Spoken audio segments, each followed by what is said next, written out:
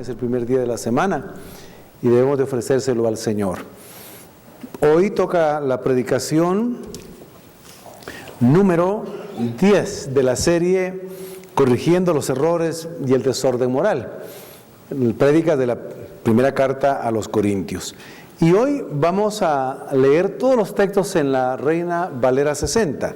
Así que, así como están sentaditos, yo les invito a que por favor vayan a 1 Corintios capítulo 5, mantengan abierta su Biblia y vamos a ir leyendo allí o en la pantalla los versículos que estaremos viendo.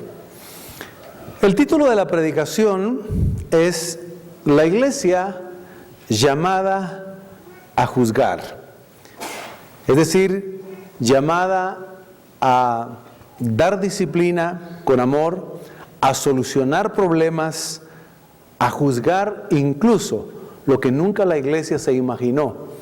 Ya lo vamos a ver en el punto número 3. El apóstol Pablo entra en este capítulo a explicarles a la iglesia de Corinto, a revelarles que tienen una gran responsabilidad y un gran privilegio como iglesia de Cristo, como la iglesia que es parte del reino de Dios. Y eso lo vamos a ver en el primer punto, en estos 3 puntos. El primero dice, la iglesia debe juzgar los casos de pecado en los hermanos. Leamos los versículos 1 al 3. De cierto se oye que hay entre vosotros fornicación, y tal fornicación cual ni aun se nombra entre los gentiles, tanto que alguno tiene la mujer de su padre. Versículo siguiente, por favor. Y vosotros estáis envanecidos, ¿no debierais más bien haberos lamentado para que fuese quitado de en medio de vosotros el que cometió tal acción? Ciertamente yo como ausente en cuerpo, pero presente en espíritu, ya como presente he juzgado al que tal cosa ha hecho. Hay que entender un poquitito el trasfondo de los hermanos que se habían convertido al Evangelio y asistían a la iglesia de Dios en Corinto. La mayoría venían del trasfondo griego, eran griegos, gentiles, y una minoría eran judíos. Para los judíos, mis queridos hermanos, eran muy claras las prohibiciones de los pecados que no deberían de cometerse. Pecados de fornicación, incluso el adulterio era castigado con apedrear a la adúltera y al adúltero si eran encontrados en el pleno acto del adulterio. El fornicario también era disciplinado. Estaban prohibidas las relaciones sexuales entre parientes. Eran condenadas, eran prohibidas las relaciones entre primos, entre hermanos o hermanastros, entre padres e hijastros, entre madrastras y también padrastros. Relaciones de ese tipo estaban claramente establecidas en la ley de Moisés. Pero los gentiles no tenían ninguna norma de ley moral que conocieran de antemano. Más bien los griegos se desenfrenaron en la vida sexual inmoral. En general los griegos no era malo ni era pecaminoso darle un culto al cuerpo y darle un culto a la sexualidad. Había muchas prostitutas religiosas, habían demasiados templos religiosos y en algunos de los casos que mencionamos en una de las predicaciones del principio de esta carta, que en solo un templo que había en esta región tenía 1000 prostitutas sagradas, entre comillas, que le rendían culto a dioses paganos, o sea, idolatría, y después de rendir el culto, ya por la tarde-noche descendían a la ciudad, porque ese templo estaba en alto, a las ciudades para prostituirse.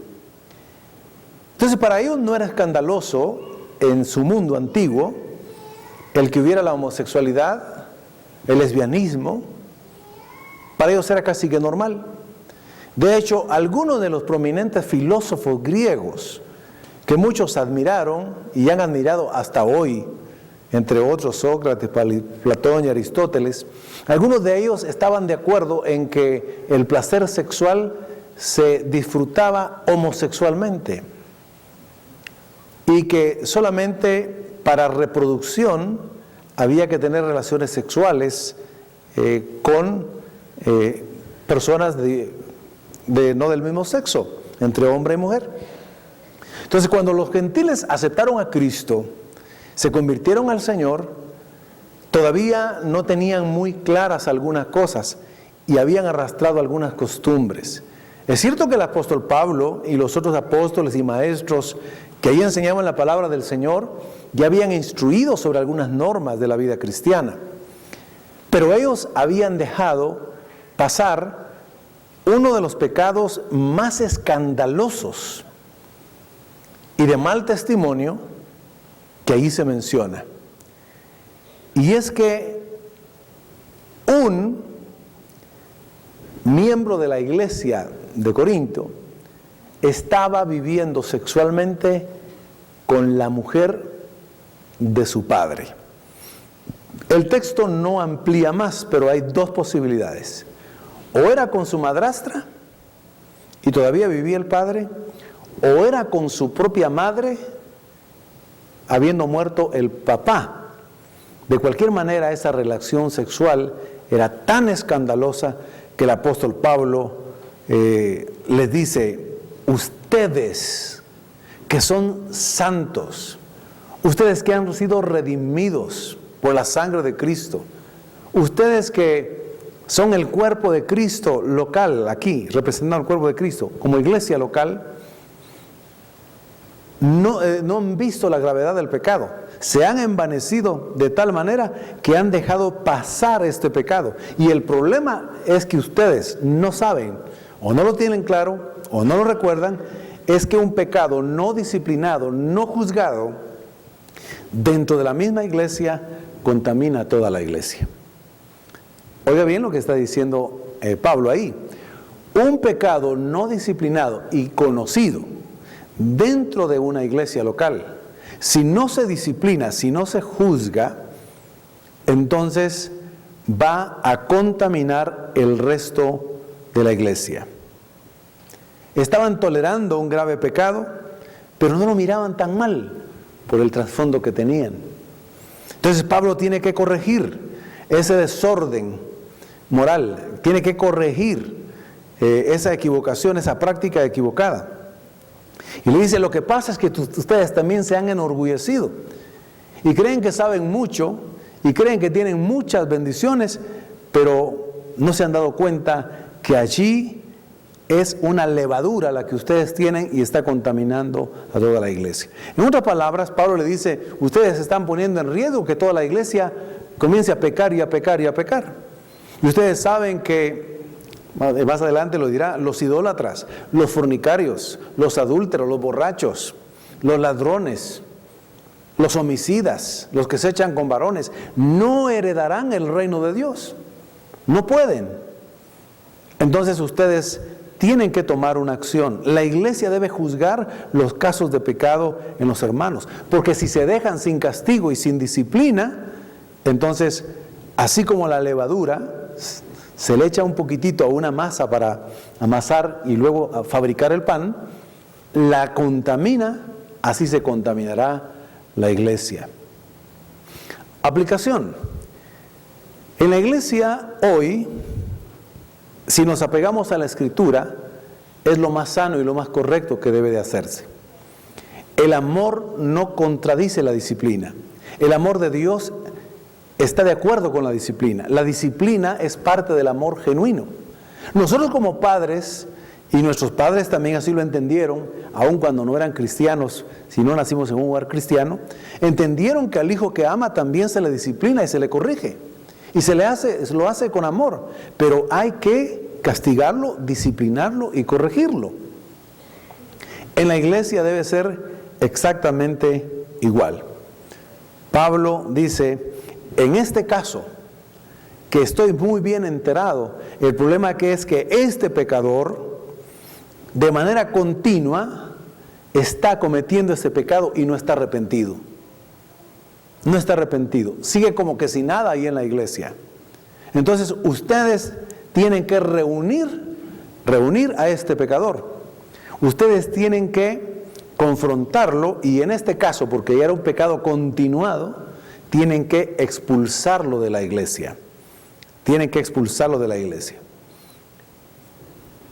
Ya en otro pasaje, Jesucristo, nuestro Señor, había enseñado el privilegio que tiene la iglesia de juzgar, de disciplinar a los hermanos que cometen algún pecado dentro de la iglesia.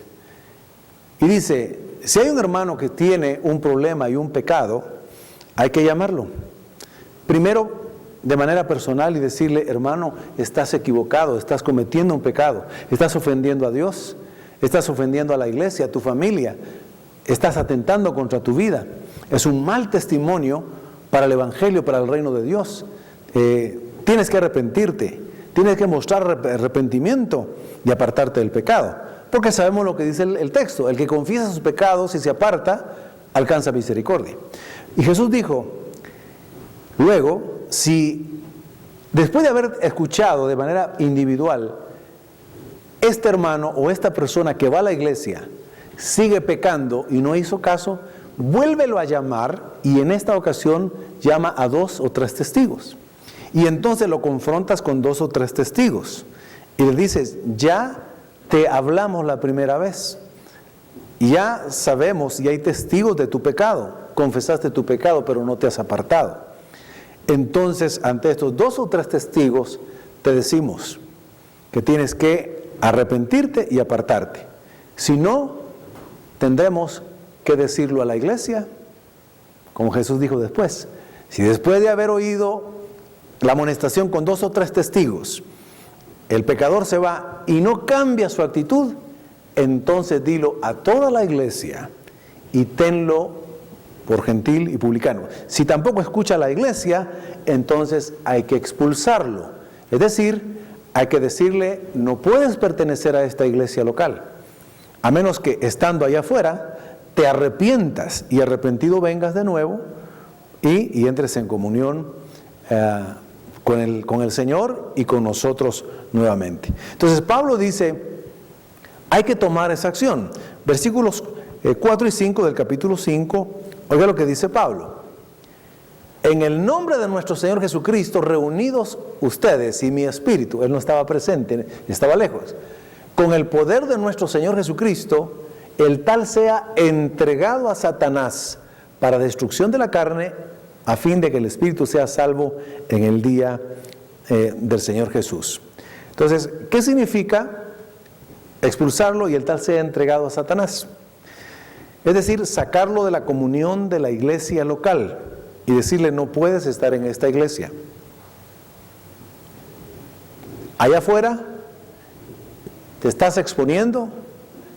Satanás es el que domina el mundo está bajo juicio, el mundo entero está bajo el maligno, y entonces Satanás allá va a zarandearte. Y si zarandeándote no te arrepientes, incluso con el permiso de Dios te va a quitar la vida, para que aún seas salvos, aunque pierdas la vida acá. Entonces, aquí estamos viendo que el apóstol Pablo dice que la iglesia, la disciplina que impone siempre es de carácter restauradora. Es restaurar al pecador, al que se dice cristiano que está pecando. Si es cristiano, entonces tiene que pasar ese proceso. Y Pablo, vemos otro caso en el que hace lo mismo. Cuando hay 2 personas que asisten a la iglesia de manera continua, allá en Timoteo, que se llamaban Himeneo y Alejandro, estas personas por un tiempo se congregaron, pero después empezaron a blasfemar, es decir, a decir cosas ofensivas contra Dios. Y seguían yendo a la iglesia, pero ya no respetaban el lugar, no respetaban la palabra y no respetaban a Dios mismo. Andaban diciendo mal de Dios, andaban maldiciendo a Dios. Entonces lo que dice Pablo es que los entregó a Satanás para que aprendan a no blasfemar. De nuevo, él como parte de la iglesia dice, esta es la disciplina que vamos a colocar a Himeneo y Alejandro. Y ojalá con esta disciplina aprendan a no blasfemar, a no hablar mal contra Dios. Así que Pablo les está explicando que el amor no debe de tapar un pecado escandaloso que destroza los fundamentos del testimonio. Algunas personas, cuando la iglesia procede, porque es el deber y el privilegio de hacerlo para el bien de esta persona, cuando procede a la disciplina, se cuestionan y dicen, pero entonces, ¿dónde está el amor? Pues eso es parte del amor. Ahora, cuando la persona no reconoce su pecado y sigue pecando, entonces lo que procede es la expulsión para el bien de la iglesia local. En el mundo, cuando quieren castigar a alguien, no lo hacen con el propósito de cambiar su corazón, que cambien su actitud dentro de su corazón, que transformen su mente. En el mundo hay dos tipos de castigo, que es el de punitivo, el de purgar, el de pagar, como es el caso de una multa, que ponemos el ejemplo allí. Cuando alguien violenta, por ejemplo, y excede la velocidad permitida y le ponen una multa, eso es un castigo punitivo, es decir, con solo pagar la multa ha pagado su transgresión y su desobediencia. Pero ese tipo de castigo no busca que el hombre cambie su forma de pensar o cambie su corazón. No, eso no puede, ni es el objetivo en este caso. Y está el otro, es un castigo restrictivo. Cuando una persona enloquece, por ejemplo, y ya se vuelve agresivo y un peligro para la propia familia, lo que procede es aislarlo y colocarlo en un hospital mental. Así funciona en el mundo. Cuando una persona es un peligro y puede hacer daño a las personas, entonces lo aíslan y lo ponen en la cárcel. Claro, que ahí hablan de tratar de reformar a las personas, su conducta, pero no tratan de arreglar el corazón. El Evangelio lo que trata es cambiar el corazón y transformar la mente de las personas. Porque si cambia y transforma la mente y el corazón, se vuelve una nueva criatura. Y cuando ya es una nueva criatura en Cristo Jesús, ya entiende lo que es pecado y lo que no es pecado. Y si peca, y si no se arrepiente, tiene que ser disciplinado. Hasta en lo natural, en la medicina, hay un principio de quitar y separar para que no se afecte el resto del cuerpo físico en el caso de una enfermedad. Cuando alguien ha contraído una gangrena en un pie, cualquiera que sea la causa, para evitar que la gangrena corra y se contamine la sangre y llegue de manera sistémica a todo el cuerpo y muera la persona, lo que hacen es amputarle el dedo o el pie o parte de la pierna, de la rodilla para abajo. Hay muchas personas que han tenido que padecer ese tipo de amputaciones con tal de preservar la vida. Entonces, dentro de la iglesia, cuando la iglesia juzga y disciplina, es para preservar la vida de la iglesia y para restaurar al pecador, que éste se arrepienta y se vuelva al Señor. Pero el apóstol Pablo le dice a los corintios, para que ustedes juzguen, ustedes tienen que estar limpios. Ustedes tienen que recordar que son santos y que no deben practicar el pecado. Y vamos a leer los versículos 6 y 8 del capítulo 5. No es buena vuestra jactancia. Ya les ha dicho lo que tienen que hacer, pero él dice, tienen que cambiar esto. No se jacten de que ustedes son muy espirituales. No se jacten de que tienen muchos talentos y dones. Eso tienen que desecharlo, porque incluso no se habían dado cuenta de ese pecado que les mencioné. ¿Por qué? Sigamos. ¿No saben que un poco de levadura leuda toda la masa? Límpiense pues de la vieja levadura, para que sean nueva masa, sin levadura como son, porque nuestra Pascua, que es Cristo, ya fue sacrificada por nosotros. Así que celebremos la fiesta, no con la vieja levadura, ni con la levadura de malicia y de maldad, sino con panes sin levadura, de sinceridad y de verdad. Pablo les está diciendo, mire, en la iglesia local, aquí, vamos a celebrar cultos al Señor, procurando que todos estemos en santidad, que vengamos al Señor con un corazón sincero, con una actitud verdadera, honesta ante Dios, con un cuerpo santo, que es sacrificio vivo y agradable a Dios.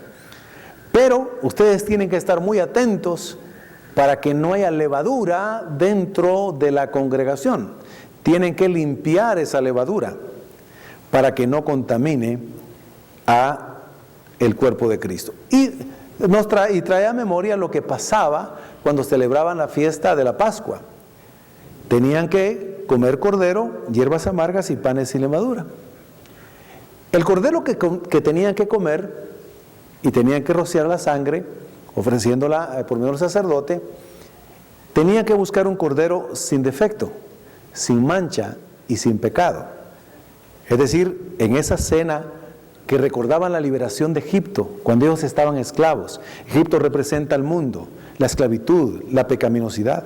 Cuando ellos fueron libertados de allí por Dios a través de Moisés, celebraron la Pascua con un cordero con estas características. Pero también comieron panes que no tenían levadura, simbolizando que Dios los había libertado, los había apartado y santificado para Él como su pueblo. Entonces dice, dentro de la congregación, pero es interesante un detalle. Saben que cuando en las familias judías preparaban el cordero y iban a preparar también los panes, ¿sabe qué hacía la mujer? Limpiaba y barría toda la casa,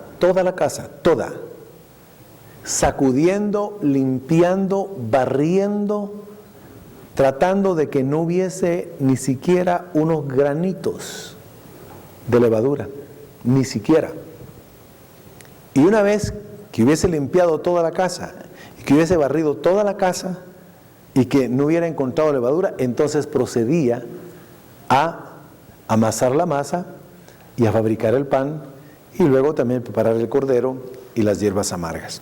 Entonces Pablo les dice, tienen que sacar el pecado de la iglesia, tienen que juzgarlo, como lo hemos explicado. Así que el pecado no juzgado con disciplina contamina. Para juzgar hay que apartarse también de los que se dicen hermanos pero pecan. Es otra instrucción que les da.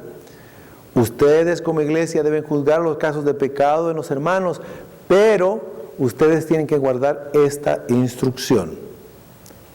Y les dice, ustedes no tienen que disciplinar y no tienen que juntarse dentro de la iglesia local con personas que llamándose hermanos, diciendo yo soy cristiano, yo soy evangélico, yo soy hermano, yo sirvo a Dios, yo amo a Dios, llamándose hermanos, pero pecan continuamente,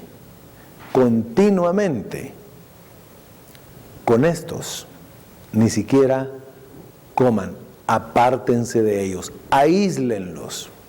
Disciplina por amor a la iglesia local y con la oportunidad de que esta persona pudiera restaurarse. Oiga lo que dice 1 Corintios 5:9. Les he escrito por carta que no se junten con los fornicarios. Siguiente, versículo 10. Pero no estoy hablando, dice Pablo, absolutamente con los fornicarios de este mundo, o con los avaros de este mundo, con los ladrones o con los idólatras, pues en tal caso les sería necesario salir del mundo. Más bien les escribí, entiendan, dice Pablo a los Corintios, que no se junten con ninguno que llamándose hermano fuera fornicario o fuere fornicario, avaro, la fornicación, en pecado sexual, toda impureza sexual, o avaro, o idólatra, o maldiciente, o borracho, o ladrón. Con él tal ni aún comáis. Entonces Pablo les dice, ustedes adoren a Dios y alaben al Señor, pero en la iglesia estén alertas, vigilando. Pero en la calle, en su trabajo, donde vayan, por las plazas, por las calles, en cualquier otro lugar, ustedes tienen que tener contacto precisamente con los fornicarios, con los adúlteros, con los estafadores, con los ladrones, con todos aquellos que son pecadores, los mentirosos, los maldicientes, los corruptos, los hechiceros, los codiciosos, los avaros. Con todos ellos tienen que tener contacto, en otras palabras, para evangelizarlos, para ganarlos para Cristo, porque ellos necesitan de Cristo. Ahora, con el ejemplo, Jesucristo nos enseñó esta verdad, este principio del Evangelio. Cuando Jesucristo comenzó a anunciar el reino de Dios, el Evangelio, comía y bebía con publicanos y pecadores. La gente con la que Él estuvo compartiendo, predicándoles el Evangelio, pero también comía y bebía, era con los recaudadores de impuestos, que eran ladrones, con los publicanos, con prostitutas y con toda clase de pecadores. Por eso le dijeron que era amigo de publicanos y pecadores. Cuando los religiosos le dijeron, ¿por qué comes, por qué compartes con publicanos y pecadores? Jesús le responde, los que están sanos no tienen necesidad de médico, pero los enfermos son los que tienen necesidad de médico. Y como ellos están reconociendo su enfermedad, su pecado, y han venido a mí, yo los perdono y yo estoy en comunión con ellos. Fíjese bien. Ahora, aquellos que se llamaban siervos de Dios, ministros de Dios, los fariseos, los saduceos, los que servían en ese entonces, que eran religiosos, pero eran pecadores a escondidas, Jesucristo con ellos ni siquiera se sentó a comer. ¿Entienden el principio, hermanos? Amén. Jesucristo con su ejemplo y enseñanza nos está ratificando, o nos dio el ejemplo de este principio. Aquellos que decían yo amo a Dios y les encantaba en público aparecer como gente honorable, gente recta, que nunca había pecado, que nunca había hecho daño a nadie, pero eran avaros, eran codiciosos, eran ladrones también, y también eran adúlteros, porque a escondidas adulteraban y fornicaban con las mujeres que se quedaban viudas. Jesucristo pudo ver a los religiosos pecadores que, llamándose ministros de Dios, a escondidas mentían, a escondidas codiciaban, a escondidas fornicaban. Con esos, más bien los reprendió, más bien los señaló y jamás se sentó a comer con ellos. Entonces Pablo dice, ustedes que van a juzgar a los hermanos que han cometido algún pecado, tienen ese privilegio, esa responsabilidad. Observen, aquellos que cometen promiscuidad sexual de cualquier tipo, a los que son codiciosos, fíjense, la codicia es uno de los pecados que más abomina al Señor, pero el mundo no la condena. Cualquiera puede ser codicioso, ahora un pecado escandaloso lo señala, pero aquí dice los codiciosos, y también los idólatras que ofenden a Dios, estos tienen que tomar alguna acción, no tienen que tener contacto con ellos, más bien deben de aislarlos para que no participen dentro del culto de la iglesia. Primera de Corintios 5 y 10, 11 nos relatan esos pecados, pero destacan esos tres, ¿verdad? La inmoralidad sexual, la avaricia, la codicia, o 4, la idolatría, también los borrachos y los ladrones. Verdad número 2, Pablo les va a decir a los corintios, ustedes como iglesia deben de juzgar los pleitos entre los hermanos. La verdad número 2 que vemos en este texto.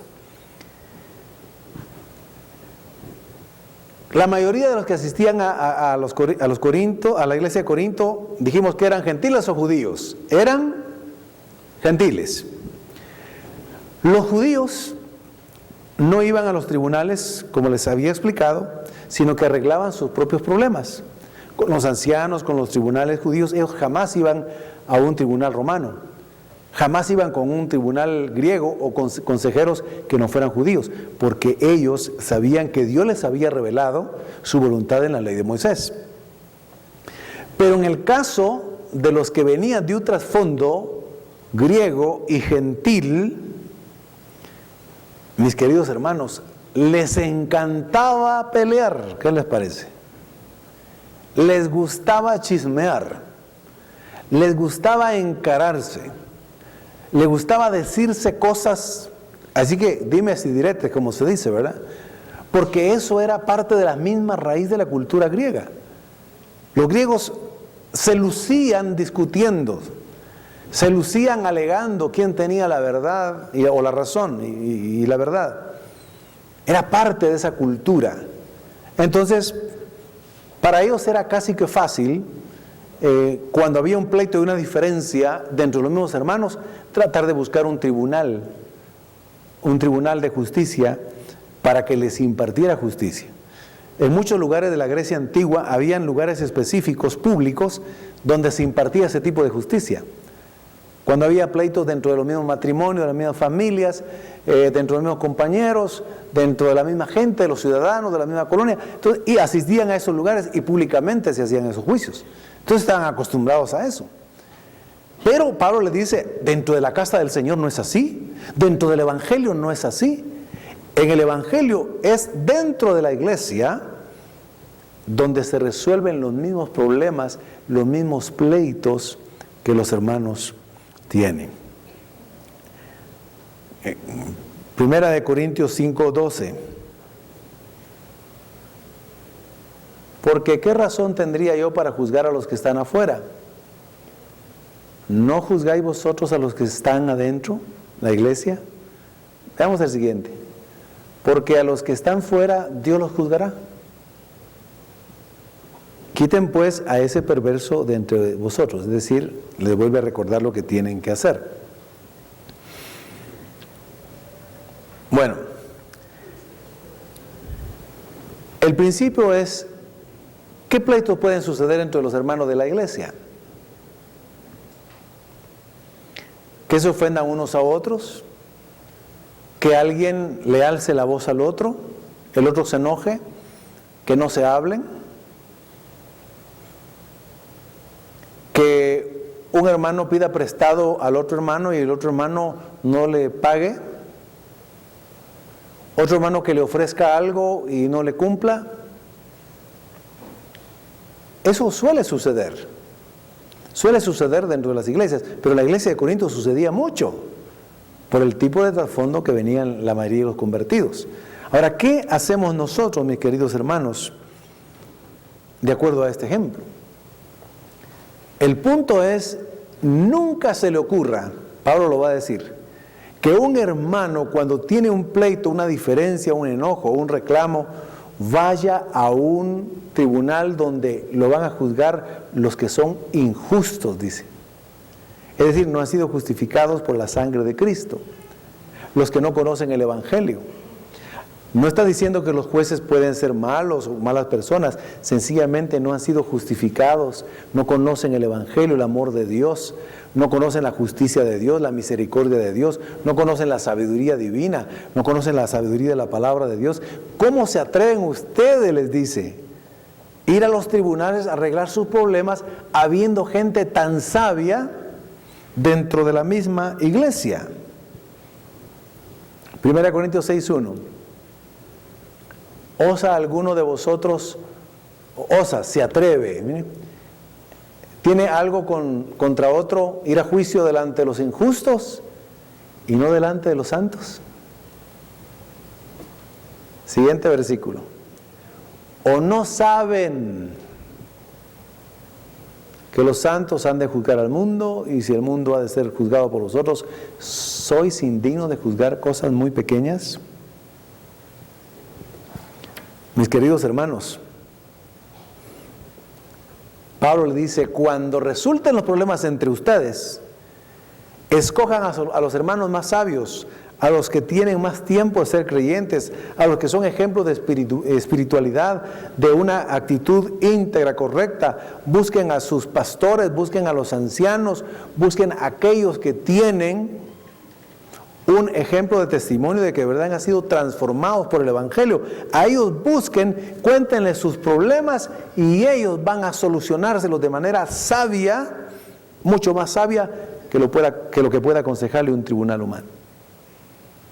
Mi querido hermano y mi querida hermana, Por eso hemos dado algún consejo desde hace muchos años como pastores. De hace 30 años como pastor a tiempo completo.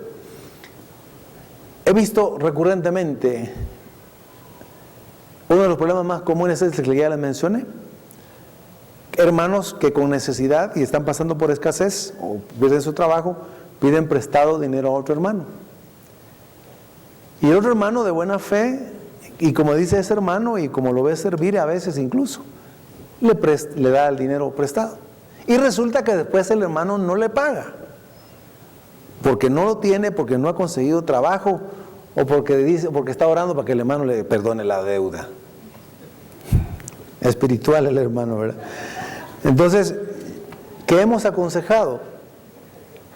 Hermanos, si alguien va a venir a pedirle prestado dinero, si usted quiere prestárselo dentro de su corazón, usted tiene que decidir que se lo va a regalar, aunque no se lo diga, ¿verdad?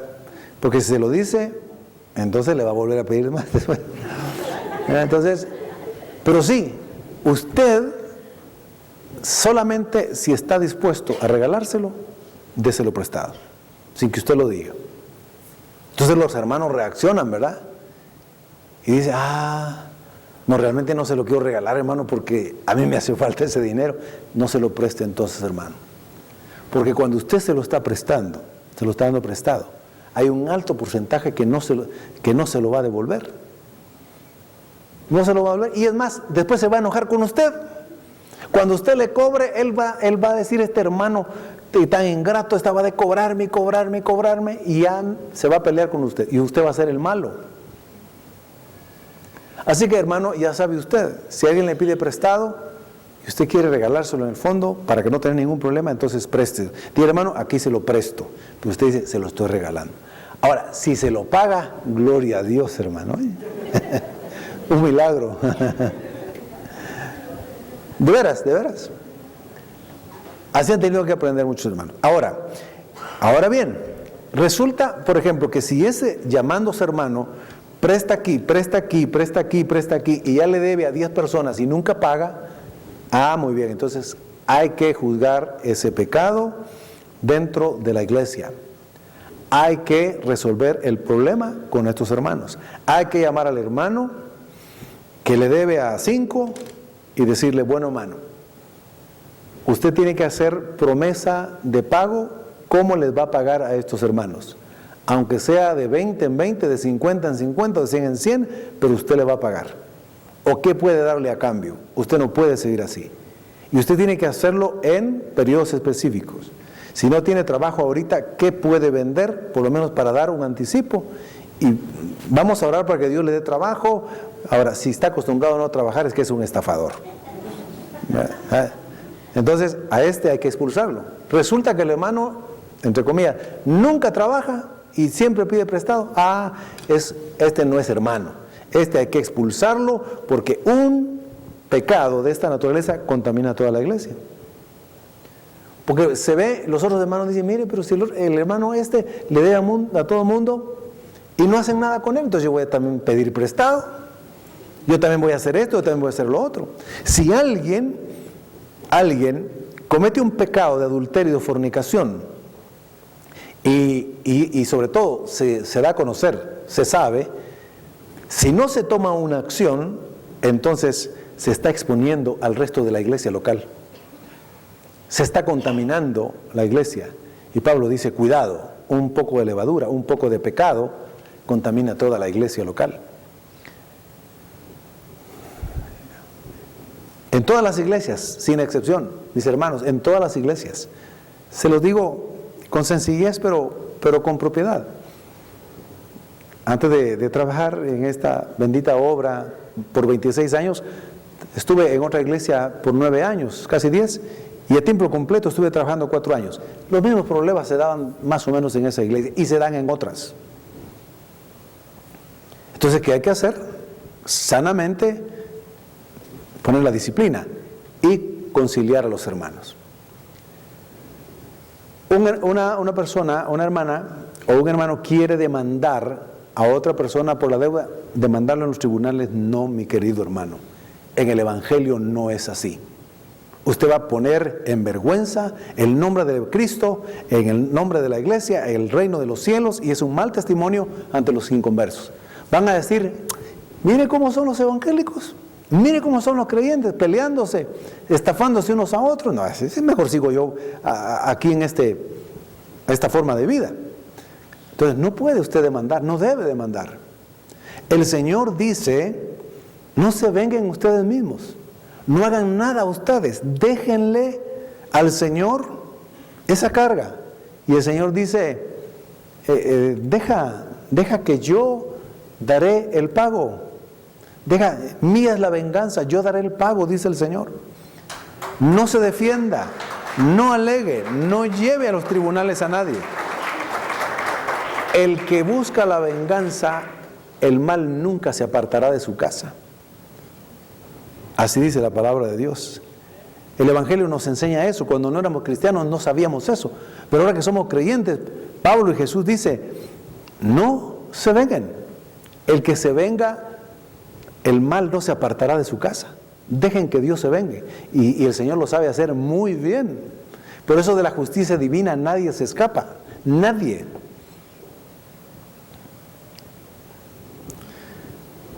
Cuando las personas tienen problemas emocionales, espirituales, por los conflictos que hayan en la familia, en el matrimonio, en el trabajo o en alguna enfermedad, a quienes hay que buscar primero son a los hermanos de la iglesia, a los hermanos que tengan un buen testimonio y tengan una trayectoria de que son siervos de Dios, son ministros del Señor, ministras, hermanas también, servidoras del Señor, que también van a guardar lo que les va a compartir y les van a aconsejar.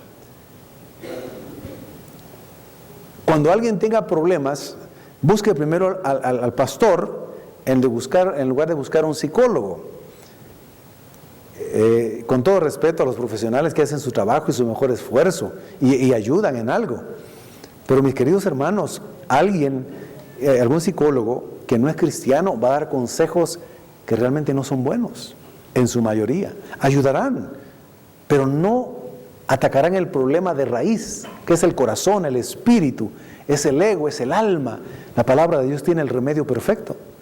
Entonces, cuando vienen al pastor, vienen al consejero, al anciano, y éste les aconseja, en lugar de ir al inconverso, y obedecen sencillamente la palabra de Dios, van a salir del problema, van a salir de la dificultad. Los problemas matrimoniales es bueno que los sepan y se resuelvan dentro de la iglesia, no con personas inconversas. Tienen otros métodos terribles, mundanos incluso. Pablo dice, ustedes deben de arreglar entre hermanos los pleitos, nunca vayan a los tribunales. Ustedes son representantes del Señor en ese sentido, para solventar las diferencias, para resolver los problemas cotidianos. Vayamos a 1 Corintios 6:5, 6:6, el 6:7 y el 8. Pues para avergonzarles les digo, pues que no hay entre ustedes sabio ni aun uno que pueda juzgar entre sus hermanos, sino que el hermano con el hermano pleitea en juicio, y esto, terrible, ante los incrédulos. Así que, por cierto, es ya una falta en ustedes que tengan pleitos entre ustedes mismos. ¿Por qué no sufren más bien el agravio? ¿Por qué no sufrís más bien el ser defraudados? Pero vosotros cometéis el agravio y defraudáis, y esto a los hermanos. Cuando Pablo está diciendo eso, está recordando otra vez las enseñanzas de nuestro Señor Jesucristo. Sufran más bien la ofensa y no la cometan ustedes. Si le cometen una injusticia, ustedes bendigan. Si los maldicen, ustedes oren por ellos. Si los persiguen, ustedes rueguen por ellos. Si les quitan algo, no se defiendan.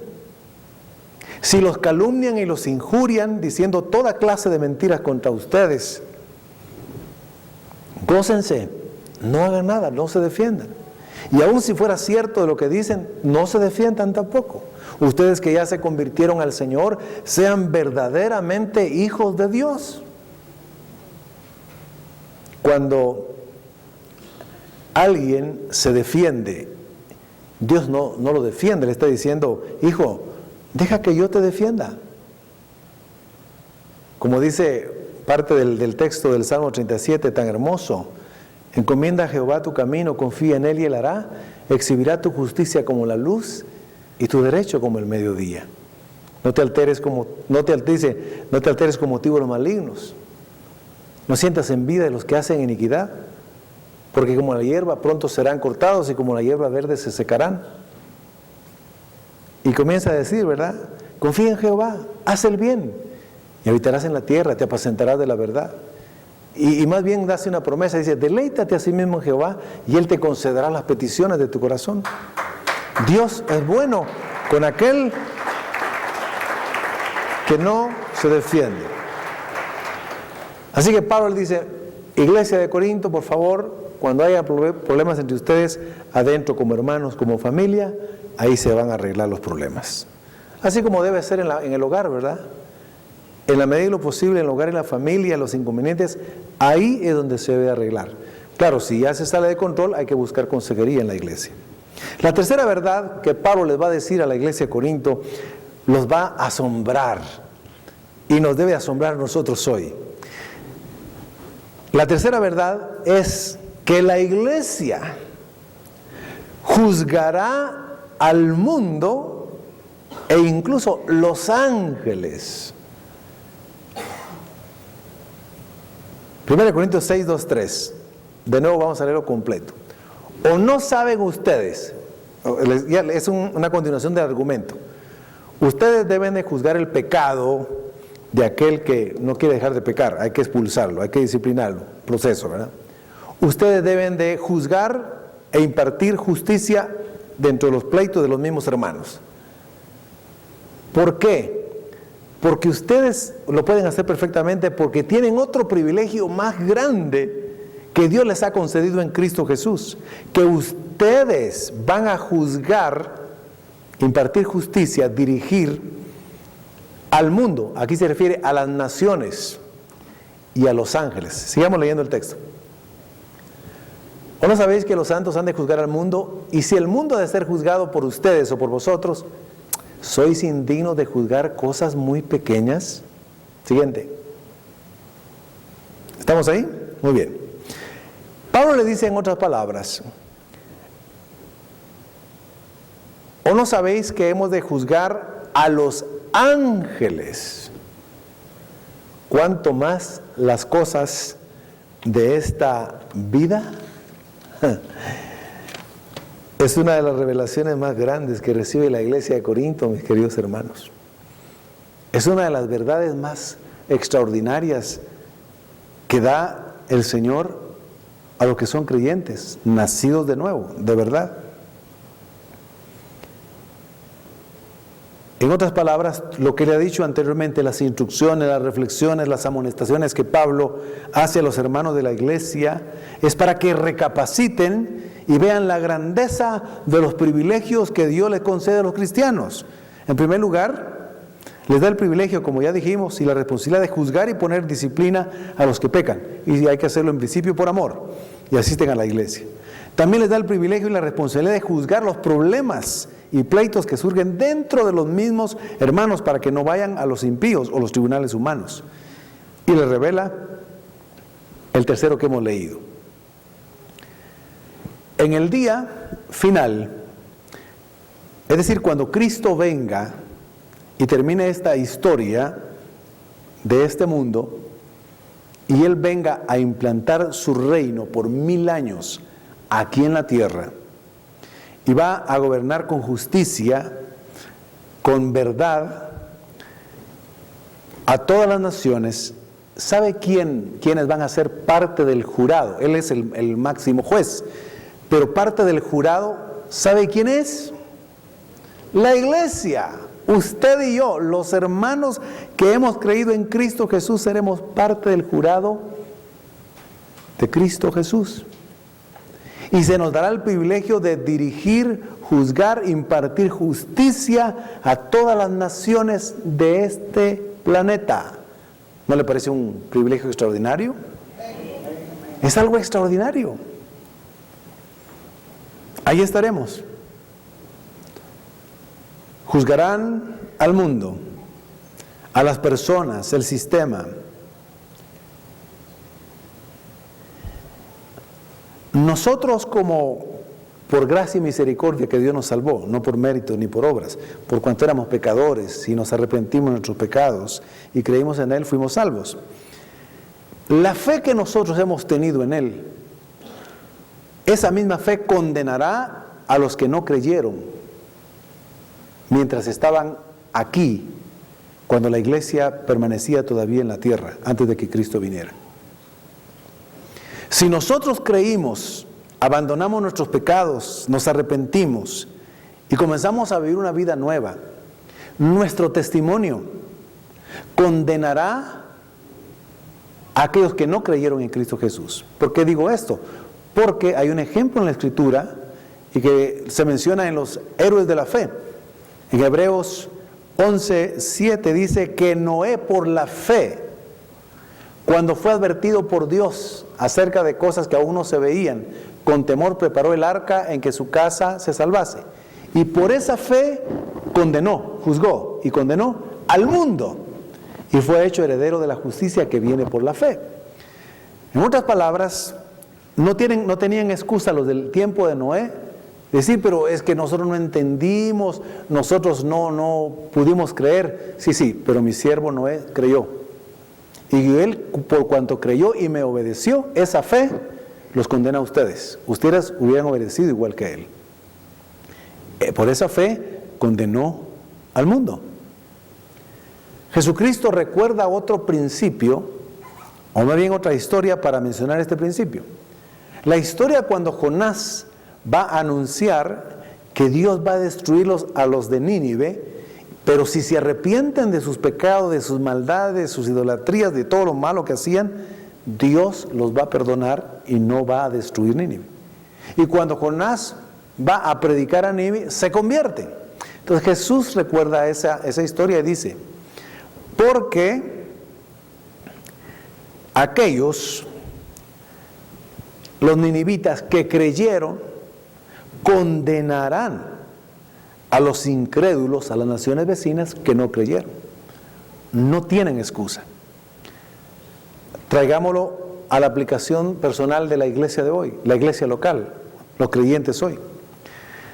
Ningún inconverso, incrédulo, que nos conozca, no va a tener excusa para no ser condenado en el día del juicio, porque tuvieron ejemplo de personas que, habiendo sido pecadores o pecadoras, se arrepintieron y creyeron en el Evangelio de Cristo y comenzaron a vivir una nueva vida en el Señor, dieron un testimonio de rectitud, y esa fe de estos los condenará a ellos.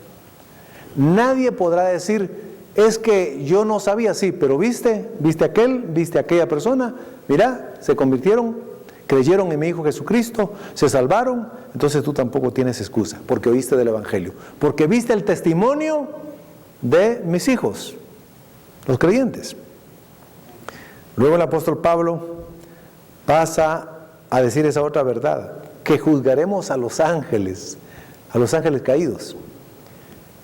Ese juicio definitivo participará la iglesia, conformada por todos los creyentes nacidos de nuevo. El juez supremo, otra vez, Jesucristo. El jurado, la iglesia. Comenzando con aquellos cristianos que de verdad se consagraron y fueron espirituales, formarán parte de ese jurado. Y juzgaremos y condenaremos, ratificaremos esa condenación a los ángeles caídos. Los ángeles, en cuanto al orden de la creación, son superiores al hombre. La creación de los ángeles fue primero que la del hombre y la mujer. Los ángeles adoraban y alababan al Señor en el cielo. Una creación sublime espiritual. Satanás y los ángeles que le siguieron, cuando desobedecieron y cayeron en orgullo, en soberbia y quisieron ser como Dios, fueron lanzados de allá, y aunque se determinó la condenación, esa se va a ratificar en el juicio, y otra vez ahí participará la iglesia. Pero ellos no van a tener excusa tampoco. Algún ángel podrá decir, ¿cómo es posible que los seres humanos nos quieran juzgar a nosotros que somos ángeles y que fuimos creados primeros y es una creación superior? Porque lo es. Entonces nuestro Señor le dirá, interpretando el texto, si ellos siendo inferiores en cuanto a creación, aunque era perfecto al principio, perfectos, ellos creyeron y se arrepintieron y ahora son santos y lavados por la sangre de mi Hijo Jesucristo, si ellos hicieron lo que hicieron, ustedes no tienen excusa, así que serán condenados. Mis queridos hermanos, lo que dice la Escritura en este pasaje sencillamente es bello. Una iglesia santa, entonces, no puede permitir que un cristiano peque sin llamarlo al orden y disciplinarlo. Y cuando es un pecador consuetudinario, continuado, no ha nacido de nuevo, hay que expulsarlo y Pablo dice entregarlo a Satanás. Allá afuera, Satanás lo va a zarandear e incluso hasta puede quitarle la vida. Pero es para que los demás aprendan y teman al Señor. Así que la iglesia tampoco puede permitir que los hermanos peleen, y menos que se demanden en los tribunales o demanden a alguna persona inconversa en los tribunales. Pablo dice, no hay que hacerlo. Jesucristo dijo, no hay que hacerlo. La razón es que juzgaremos al mundo y hasta los ángeles. Cuando Cristo, el juez supremo, establezca su reino y la iglesia, como he dicho, sea el jurado. Pónganse de pie, mis queridos hermanos. Vamos a orar y vamos a agradecerle al Señor con todo nuestro corazón lo que hemos aprendido hoy, que espero que lo mantengamos muy claro en nuestra vida y no perdamos de vista que como iglesia del Señor tenemos un gran privilegio, la iglesia llamada a juzgar, la iglesia llamada a solucionar los conflictos de los hermanos, a poner orden y disciplina por amor a ellos y por amor a los demás. Señor, aquí estamos delante de ti agradecidos por habernos tomado en cuenta, por haber tenido misericordia de nosotros. No por nuestros méritos, no los teníamos, Señor. Gracias por haberte fijado en nosotros siendo malos y pecadores. Nos has hecho tus hijos, nos has convertido en nuevas criaturas y parte de tu iglesia. Señor, esta iglesia que te pertenece, la iglesia de Jesucristo, familia de Dios, Señor, que puedas buscar siempre la santidad, la rectitud, que podamos, Señor, agradarte. Y en lo individual, cada familia representada aquí y cada familia representada en la iglesia pueda agradarte, Señor. Que sepamos que dentro de la iglesia y la iglesia local tenemos hermanos y hermanas, tenemos una familia espiritual que debemos de orar los unos por los otros, ayudarnos los unos por los otros y dirimir nuestras diferencias con sabiduría, buscando el consejo oportuno. Señor, ayúdanos. Aquí estamos. No queremos ser tropiezo, no queremos ser un mal testimonio para nadie en el mundo. Nadie podrá excusarse, Señor. Más bien que puedan decir que somos personas diferentes, que somos personas que buscan agradar a Dios y que andamos de manera íntegra y recta porque Cristo entró en nuestro corazón. Gracias, Padre. Gracias, Jesús. Y lo inesperado, Señor, es que juzgaremos a las naciones cuando tú vengas acá. Seremos parte de ese gran privilegio. Y aún tendremos el privilegio y la responsabilidad de juzgar a los ángeles.